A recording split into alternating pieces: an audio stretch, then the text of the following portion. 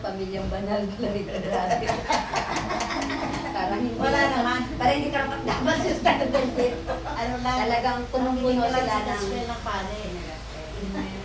na talagang bata pa lang kayo, nandun na kayo. Kilala nyo na yung dapat natin kilalanin. Oo, kasi mga parents namin. Oo nga eh. Yung mga parents namin kasi noon, hindi strict yan eh. Na sabi natin, ngayon lang ako nakalapit kayo. Praise the Lord, hindi pa tuloy. Idol, palapit ka pa lang sa set, may spirit pa rin nun, kilala na kita. Sabi ko, sino yung babae niya? Sino yung babae niya? Napakaganda niya pag pumasok sa simbahan. Baka may mga bag ka pa dyan, mga ganda mga bag. Nakasapatos, naka-heels. Sabi ko, sino ba yan? Mura na yung tagulan. Hindi nga talaga, ma'am. Sa totoo lang, kasi auxiliary ako ng mga panahon noon eh. Mas Mabata rin si Sister Mel. Sabi ko, sino siya? Pag lumarating siya, kakaiba siya sa mga tawag dito, yung mga, ano tawag sa English? Hindi, yung mother butler. Mother butler sila noon. Ang kulay ng damit nila is brown. Ay laging bago yung kanyang brown. At saka yung sapatos niya talagang kumikinang. Tinitingnan ko talaga, ma-attractive ako sa mga ganon eh. Sa mga ganon. Talagang sabi ay sister, ano yan? Teacher yan. Teacher yan. Ay siya mo, sabi kong ganon. Pareho lang pala Pero, tayo, may nakita. Sabi siya ng babae.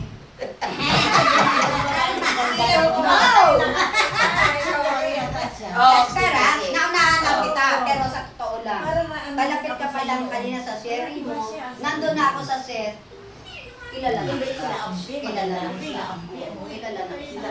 Sila din. Oo. Lulindo. Maganda sila. Kaya napakabuti ng Diyos, no? Sabi natin, mahaba man daw ang prosesyon, ilang beses, isa lang ating tinatungan. Sa simbahan na kayo magkikita. Sa simbahan pala tayo magkikita. Amen. Natunay nga po, napakabuti ng Diyos. Kaya nga, praise the Lord, sabihin natin, hindi pa naman uli. Alam niyo yung mga edad natin, huwag niyo nang tingnan yan. Huwag na natin tingnan yung mga edad natin. Dahil, ngayon pa lang talaga tayong naglilingkod kay Lord ng mayroong pag-ibig. Bakit noon? May pag-ibig ka na makagad? No? Marami tayong ambisyon. Magano to, ano po? Magtitinda pa si Stanley. lahat ng ano tawag dito, lahat ng mga tinda, wala, bagsak. Pag tawag ka na ng Lord, tumugon ka na lang at magkasalamat sa ating buhay na Panginoon. Amang Yahweh! Palakpakan po natin sa Amang Yahweh. Tunay nga po na napakaganda ng ating pagbasa. Maiksi lang, Sister Tessa. Hanggang 34 lang ako talaga. Pero yun ang kalooban ni Lord. Doon sa multiplication na yan. Na talagang tinalakayan doon sa kabila. Wala naman gumala yan eh. Wala. Kasi sila may mga baon sila. Kaya nga, hindi sila nagutom. No. Doon sa bata na nagdala ng tinapay na 5 at 3 isda, doon ang miracle ng ating Panginoon. Pinakita niya ang milagro doon sa 5 tinapay at 3. Hindi doon sa mga baon. Siguro, nilabasan nila lahat. Napahiya na siguro yung mga matatanda doon. Kaya na yung bata. Amen. Palakpakan natin ating buhay ng Panginoon.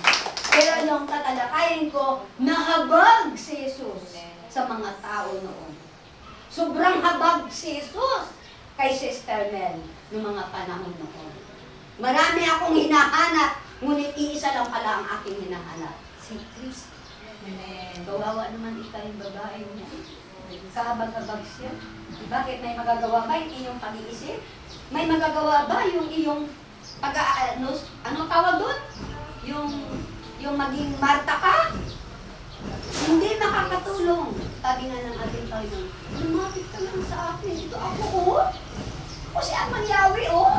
Tawagin mo lang ako 3 times. Ano man ang iyong kahilingan? Ibinigay ba? Ibinigay ba? Palakpakan natin ang ating buhay ng Panginoon. Ibinigay! Dahil doon sa iyong pananalig at paniniwala sa ating Panginoon. Pero sasabihin ko yung sister, hindi ka na kailangan pumunta sa Baclaran, pumunta sa Manawag. Nung tinanggap mo si Kristo ay nasa puso mo na. Tawagin mo siya ngayon, nandiyan na siya. Dahil nakanahan na siya sa puso mo. Kasama mo na siyang kumain, kasama mo na siyang mahiga, matulog, katabi mo pa. Yan ang miracle ng Diyos. Palakpakan po natin ang ating buhay na Panginoon. Yan po yung mga bagay na yan ay hindi yan magagawa natin noon nung hindi pa tayo na in love kay Lord.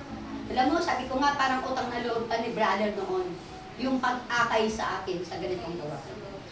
Ako pa, ayoko nung sister, ayoko, sabi ko ba. Kumbaga, marami pang kaartihan si Sister Mel. Kaya inabot ng 35 years bago sumunod sa ating Panginoon.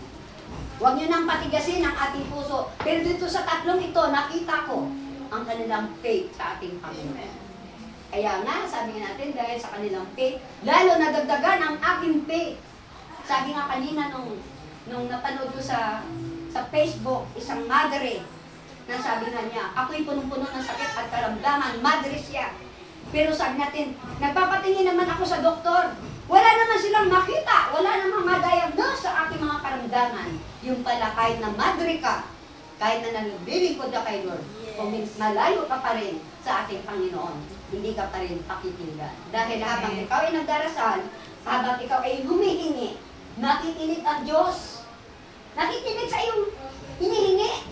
At pagkatapos ng iyong paghingi, at talikod ka na, di ba? Ang Diyos, gagawa na ng milagro sa buhay mo. Tingnan ko nga, testingin ko nga si Tess. Testingin ko nga si Nati. May pananalig na kaya. Sigon doon sa ikaw ay nananalig sa iyong hiningi. Ibibigay ba? Amen. Ibibigay ba sis? Amen. Amen. Palagpakan natin ang ating buhay ng Panginoon. Ibibigay! Kaya nga, ano pa ba ang ating gagawin? Kundi ang sumunod na lang sa kanyang kalooban. Ito yung kalooban ng Diyos. Sabi nga natin, sa araw ng birthday, noong araw, kakaiba sa ngayon. Sabi mo nga, very special. Dahil noon araw, punong-puno siguro ng mga tao sa lugar na ito at punong-puno ng mga sayawan, diskuhan. Pero ngayon, kakaiba na. Ang gawain na ni Amang Yahweh, ang very special na tinanggap ng ating kapatid. Palakpakan po natin ang ating buhay na Panginoon. Hallelujah! Hallelujah! Hallelujah! Hallelujah! Hallelujah! Kaya't kayo Hallelujah! Hallelujah! bilang tagapaglingkod. Hallelujah! Ang huwag Hallelujah! ninyong kalilimutan. Hallelujah! Ang pakikipagkapwa. Hallelujah! Maging bukas palad namin. Hallelujah! Ganapin ninyo ang inyong mga tungkulin Hallelujah!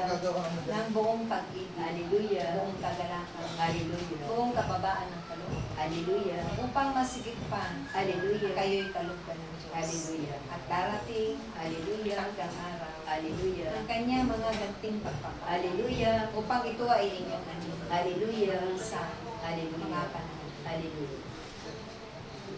Ginawa na ng tatlo.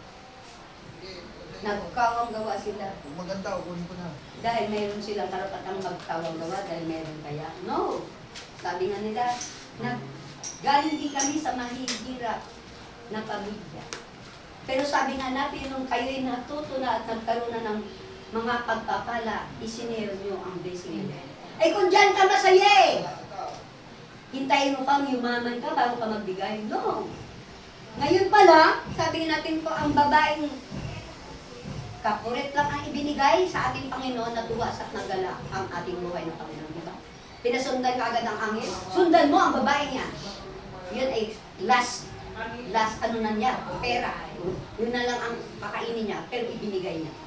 Kaya nga, tayong lahat, sabi nga natin, inaanyayahan tayo ng ating Panginoon na matuto tayong magbigay sa ating kapwa. Kahit na maliit na bagay, hindi man sa puro pera.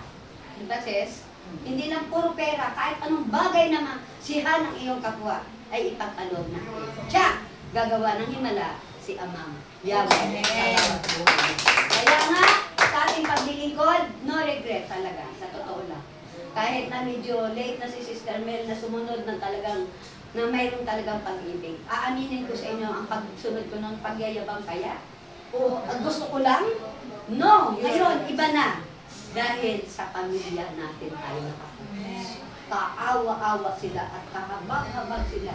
Kung tayo ay hindi ma-inlove kay Lord, Dahil natuto na nga tayo maindad, kasunod ang ating mga anak, natututo silang tumawag sa ating buhay na Panginoon.